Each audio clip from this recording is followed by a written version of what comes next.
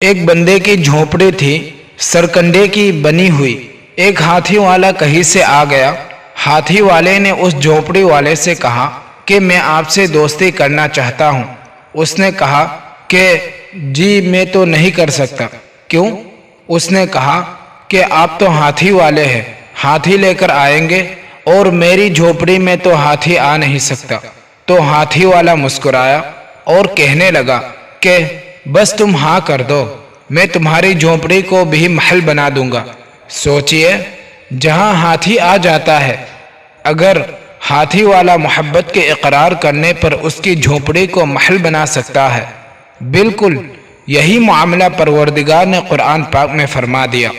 واللہ ولی الذین آمنوا، اللہ تعالیٰ دوست ہے ایمان والوں کی مثال ہاتھی والے کی طرح ہے اور مومن کی مثال جھونپڑی والے کی۔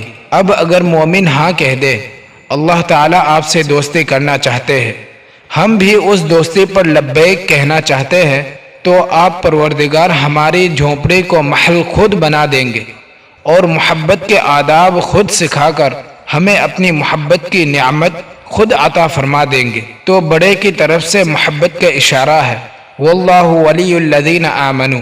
تو جب اشارہ ہے تو ہم اس کے لیے حاضر ہیں۔ آئے محبوب، ہم آپ سے محبت کے لیے تیار ہیں، آپ ہمیں اپنی محبت میں شامل فرما لیجئے۔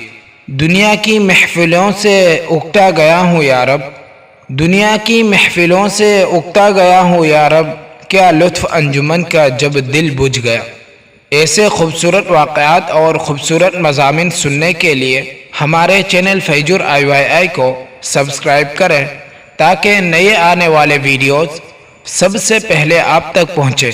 شکراً جزیلا۔